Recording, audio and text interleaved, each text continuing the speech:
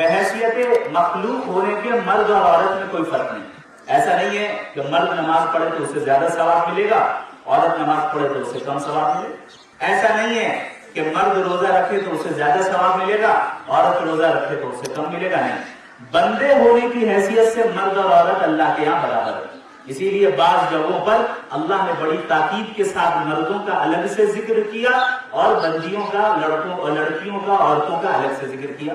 جیسا کہ ابھی قاری صاحب نے تلاوت بھی کی، ان المسلمین والمسلمات والمؤمنین والمؤمنات والقانتین والقانتات والصادقین والصادقات، یقیناً مسلمان مرد، مسلمان عورتیں، مومن مرد، مومن عورتیں، اور صدقہ کرنے والے مرد، صدقہ کرنے والی عورتیں، روزہ رکھنے والے مرد، روزہ رکھنے والی عورتیں. بار بار الگ الگ بیان کیا جا رہا ہے.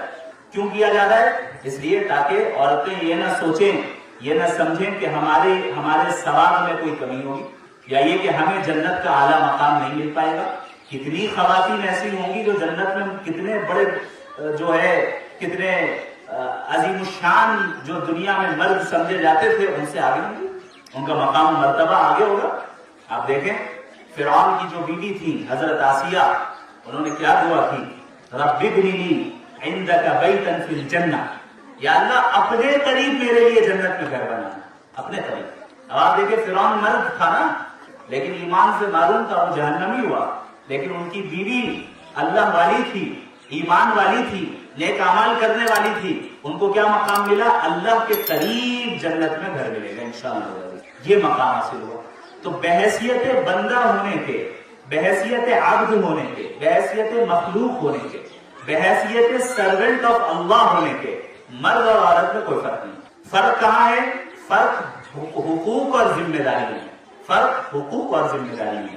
آج مغربی دنیا نے ذمہ داریوں میں بھی اس فرق کو ختم کر دیا. نتیجہ کیا نکلا؟ عورتوں کا غلط استعمال ہو رہا ہے. انشاءاللہ میں اس پہ آگے بات کروں گا. تو بات جو یہ چل رہی تھی کہ دین کی طرف رجوع کرنا. اب ہم دین کی طرف رجوع کیسے کریں؟ اس کے لیے ہر انسان اس بات کا پابند ہے کہ وہ اپنی اصلاح کرے. کیا کرے؟ اپنی اصلاح کرے. اب اصلاح کسے کہتے ہیں؟ اصلاح کہتے ہیں کہ آپ غور کریں کہ میں کیا غلط کام کر رہی ہوں، کن غلط کاموں کو انجام دے رہی ہوں. کیا میرا عقیدہ صحیح ہے؟ کیا میرا عمل صحیح ہے؟ کیا میری فکر صحیح ہے؟ میرے دل میں کون سی وہ روحانی بیماریاں ہیں؟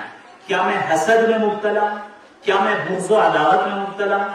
کیا میں دوسروں کی غیبت کرتی ہوں؟ کیا میں بہتان لگاتی ہوں؟ کیا میرے اندر مال کی لالچ اور ہوس ہے؟ کیا میرے اندر عزت و شہرت کی ہوس ہے؟ کیا میرے اندر رشتہ داروں سے اور دوسروں سے جلن کرنا اور حسد کرنا ہے؟ سب سے پہلا کام ہم اپنے آپ کو ڈائگنوز کریں. دیکھیں بھائی، آپ کسی ڈاکٹر کے پاس جائیں، وہ کیا کرتا ہے؟ جاتے ہی پہلے دوائی تو نہیں دیتا، پہلے پوچھتا ہے بتاؤ کیسا فیل کر رہی ہو، کیا مسئلہ ہے، کیا تکلیف ہے. پہلے وہ آپ کا جائزہ لیتا ہے کہ بھئی بیماری کہاں ہے.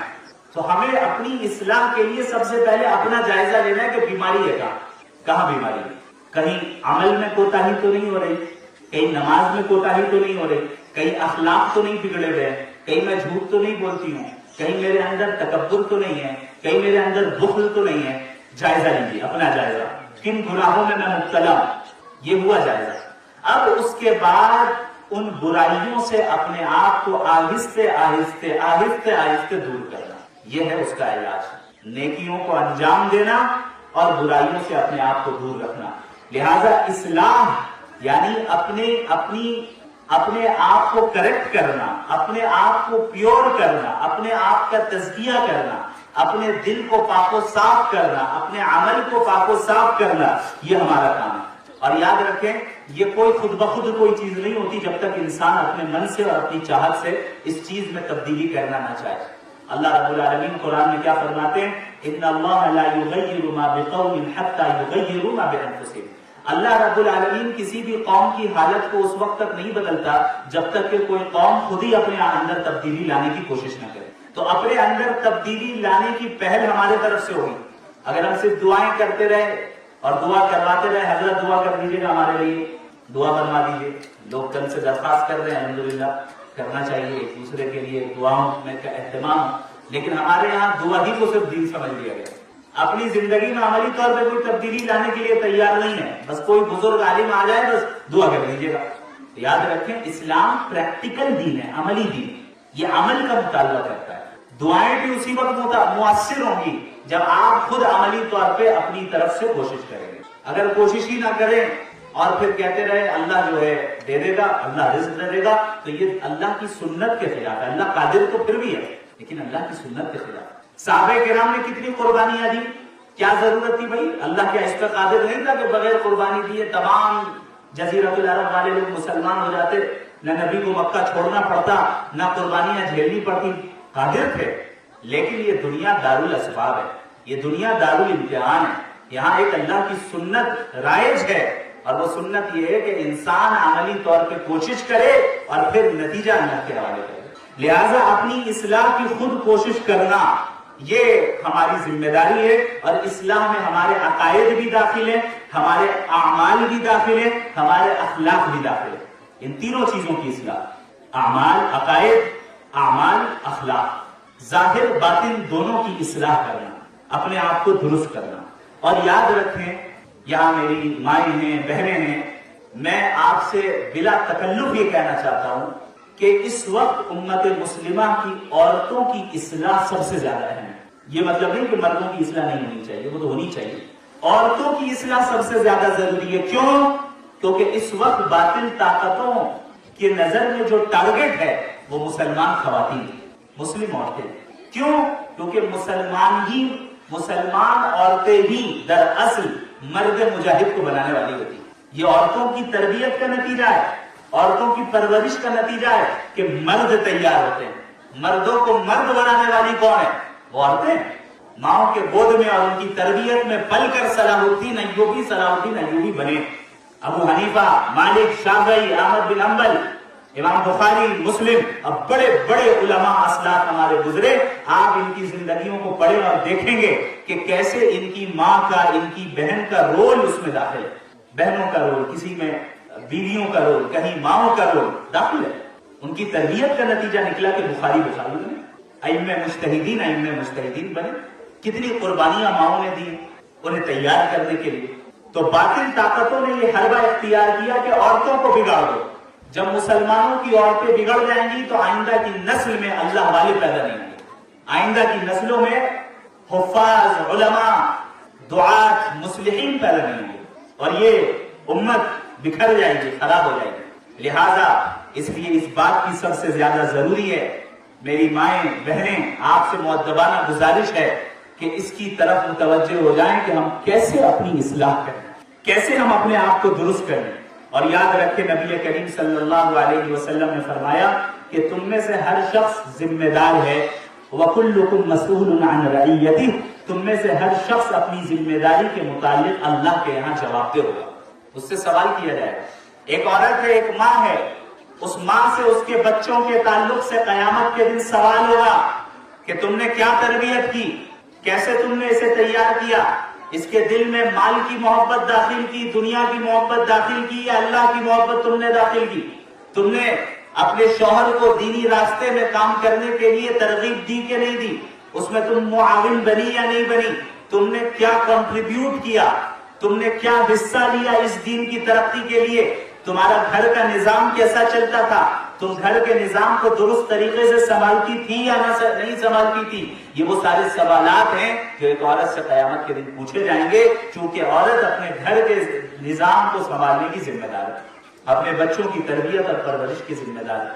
یہ سوال ہوگا، اور یاد رکھیں ان سوالات کا جواب دیے بغیر اللہ کے سامنے سے کسی کا قدم ہل نہیں سکتا ہے۔ ایک ایک کر کے سوال ہوگا، تم نے کیا کیا؟ اپنی جوانی کو کہاں لگایا؟ جو مال ملا کہاں سے حاصل کیا؟ وہ مال کہاں کا خرچ کیا؟ جو علم تم نے حاصل کیا اس پہ کتنا عمل کیا؟ وہ سارے سوالات ہیں جن کا جواب دیے بغیر قیامت کے دن کوئی چارہ نہیں۔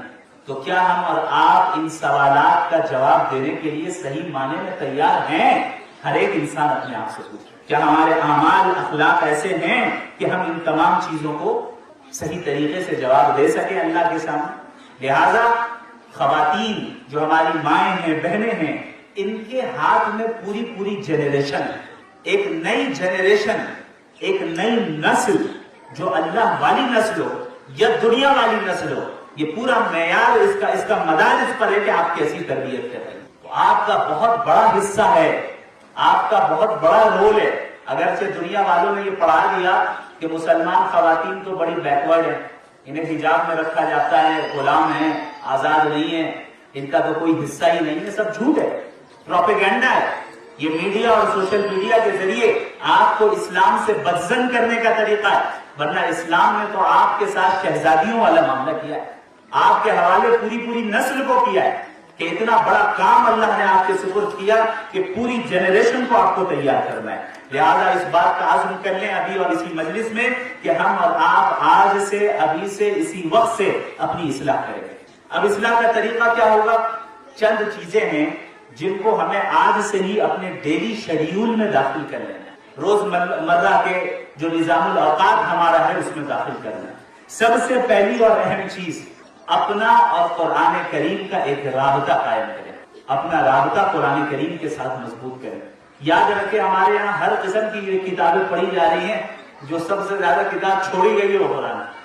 سب کچھ پڑھ رہے ہیں ہم لوگ, قرآن نہیں پڑھ رہے. ہم نے یہ سمجھ لیا قرآن صرف جھاڑ پھونک کی کتاب ہے, صرف قرآن خوانی کرنے کی کتاب ہے. کسی کا انتقال ہو جائے تو بلا لو, چند مولانا کو, علماء کو بلا لو, مولویان کرام کو بلا لو, وہ آئیں گے اور تلاوت کریں گے, چلے جائیں گے. نیا گھر لیا ہے, نئی دکان لی ہے, تو آ جاؤ قرآن خوانی کر لیں, سورہ بقرہ پڑھ لیں, یہ پڑھ لیں, برکت آ جائے گی, ہو گیا. بہت دیندار تو آیت الکرسی گھر میں لٹکا دو, قرآنی آیتیں گھر میں لٹکا دو. ہم سمجھ رہے ہیں ہم نے قرآن کا حق ادا کر دیا. یہ دراصل شیطانی دھوکہ ہے. قرآن کریم نازل ہوا تھا تدبر کرنے کے لیے, غور و فکر کرنے کے لیے, سمجھنے کے لیے, ہدایت حاصل کرنے کے لیے. ہم نے اس کتاب کو محض برکت والی کتاب بنا کے رکھا ہے. اس میں کوئی شک نہیں کہ اس کتاب میں برکت ہے, لیکن محض برکت دینے کے لیے یہ کتاب نہیں آئی, یہ تو ہدایت دینے کے لیے آئی نا. اب جب ہم سمجھیں گے ہی نہیں کہ قرآن کریم میں کیا اللہ نے فرمایا تو ہدایت کہاں سے حاصل ہوگی. لہذا سب سے پہلا کام, میری ماؤں اور بہنوں آپ سے گزارش ہے, قرآن سے اپنا رشتہ جوڑیے. اگر آپ میں سے کوئی ایسا ہے جس کو قرآن پڑھنا نہیں آتا, وہ آئے جامعہ بنیت العلوم آئے, علماء سے رابطہ کریں, معلمات سے رابطہ کریں اور قرآن پڑھیں, تجوید صحیح کریں, ناظرہ کریں, پڑھیں. اب جن کا ناظرہ درست ہو گیا, قرآن پڑھنا آ گیا, اب اگلا لیول ان کے لیے یہ ہے کہ اب قرآن کو سمجھنے کی ترتیب بنائیں. اب یہاں پر مجھے نہیں معلوم بالغات کے لیے نظام ہے یا نہیں ہے تو میں گزارش کروں گا کہ ہو, اور اگر ہے تو بہت اچھی بات ہے, اس سے استفادہ کریں کہ قرآن کریم کے حلقے لگیں, قرآن کریم کو سکھایا جائے. اللہ قرآن میں کیا فرما رہا ہے, اللہ کیا کہہ رہا ہے, یہ ہمیں سمجھنا ہے, یہ ہمیں جاننا ہے اور صحیح طریقے سے سمجھنا ہے. جب ہم یہ کریں گے تو قرآن کے ساتھ ہمارا رشتہ مضبوط ہے. اور یاد رکھیں قرآن کی تلاوت کا اہتمام کیا کریں اپنی زندگی میں. روزانہ آپ آدھا صفحہ پڑھیں لیکن روزانہ پڑھیں, اس کی بڑی برکت آپ اپنی زندگی میں دیکھیں گے. قرآن کریم کی تلاوت کی برکت سے اللہ رب العالمین آپ کے بہت سے کاموں کو آسان فرمائے, نیکیاں بھی ملیں گی, اللہ کا تقرب بھی حاصل ہوگا. لہذا سب سے پہلا کام اپنے آپ کو قرآن کے ساتھ جوڑیں, قرآن کی تلاوت, اس کو سمجھنا, اس میں تدبر کرنا اور علماء سے اس کو سیکھنا کہ بھئی اللہ رب العالمین کیا فرماتے ہیں, اور روزمرہ کی زندگی میں روزانہ تلاوت کا اہتمام کرنا اور قرآن کو سمجھنے کا اہتمام کرنا, یہ کرنا ہے ہمیں انشاءاللہ. دوسرا کام اصلاح کے لیے یہ ہے کہ ہم اپنے دل کو صاف کریں. دیکھیں ہمارے یہاں بالخصوص خواتین میں یہ سلسلہ بہت ہوتا ہے کہ جہاں 4-5 خواتین ایک ساتھ بیٹھ گئی, اب جو ہے دوسروں کا تذکرہ ہو رہا ہے, دوسروں پر تبصرے ہو رہے, کسی کی غیبت ہو رہی ہے, تمہیں معلوم ہے فلاں نے یہ کر دیا, فلاں کے ساتھ ایسا ہو رہا ہے, ارے فلاں جھوٹ بولتی ہے, فلاں ایسا کرتی ہے, فلاں ویسا کرتی ہے. یہ بڑے خطرناک اعمال ہے. اتنا خطرناک عمل ہے کہ انسان کے نیک اعمال ضائع ہو جاتے ہیں اور اس انسان کی معافی میں اپنی اصلاح کریں. تیسری اہم چیز, اپنے ٹائم کو مینٹین کریں, مینج کریں, ٹائم ڈسپلن اختیار کریں. آج سوشل میڈیا کا زمانہ ہے, ہر ایک کے پاس موبائل ہے, سب جانتے کیسے انسٹاگرام میں ہم لوگ ریلز دیکھ رہے ہیں, کیسے فیس بک میں ریلز دیکھ رہے ہیں, یوٹیوب میں شارٹس دیکھ رہے ہیں, لانگ ویڈیوز بھی دیکھ رہے ہیں, شارٹ ویڈیوز بھی دیکھ رہے ہیں. سوشل میڈیا کا الگوریتھم ایسا بنایا گیا ہے کہ آپ کو زیادہ سے زیادہ دیر تک موبائل میں کیسے روکا جائے, آپ ٹکے رہیں. آپ دیکھیں گے کہ آپ کو جن ویڈیوز کو دیکھنے میں دلچسپی ہوتی ہے اسی طرح کی ویڈیو آپ کو ریکمینڈ ہوگی وہاں پہ, بار بار آپ دیکھتے جائیں گے. آپ نے موبائل کھولا کہ بھائی 10 منٹ میں ایک ویڈیو دیکھنا ہے، پتا چلا 2 گھنٹے گزر گئے 50 ویڈیو دیکھنے میں. یہ کیا ہے؟ ہمارے وقت کا ضیاع. ایک مسلمان ٹائم کو مینج کرتا ہے، ٹائم ڈسپلین. کسی بھی چیز کو اتنا ہی استعمال کرتا ہے جس سے اس کو نفع ہو، اور اپنے وقت کو ضائع کرنے سے بچتا ہے. اللہ کے نبی صلی اللہ علیہ وسلم نے فرمایا من حسن اسلام المرء ترکہ ما لا یعنی، کہ ایک مسلمان کے بہترین اسلام میں سے یہ ہے، اسلام کے اعلیٰ مقام میں سے یہ ہے، اعلیٰ معیار میں سے یہ ہے، اور اعلیٰ خوبیوں میں سے یہ ہے کہ وہ لایانی چیزوں کو چھوڑ دے. وہ چیزیں جو آپ کو نفع نہیں پہنچاتی، فضول چیزوں میں انسان مبتلا رہ کر اپنے وقت کو ضائع کرے، یہ نہیں ہونا چاہیے. چوتھی چیز یہ ہے میری ماں اور بہنوں، اپنا نیک لوگوں کا حلقہ بنائیں، نیک لوگوں کی صحبت اختیار کریں. انسان جس کی صحبت اختیار کرتا ہے، جیسی دوستی کرتا ہے، جس کے ساتھ اٹھتا بیٹھتا ہے، اس کا اثر پڑتا ہے.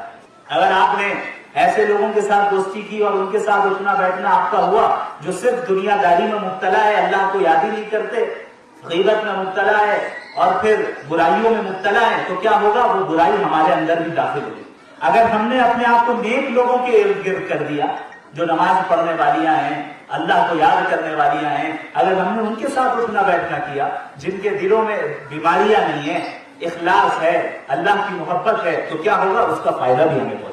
لہذا یہ 4 چیزیں ایسی ہیں جو ہمیں ابھی سے اختیار کرنی ہے. قرآن کریم کی پابندی، دوسری چیز اپنے دل کی صفائی ہر بیماری سے، ہر برائی سے، تیسری چیز وقت کو مینٹین کرنا، وقت کے ضیاع سے بچنا، چوتھی چیز اپنے آپ کو نیک لوگوں کے ارد گرد کرنا. کریں گے انشاءاللہ ہم سب. جب ہم ان چیزوں کو کریں گے تو اب ہمارا اسلام کا سفر شروع ہو جائے گا.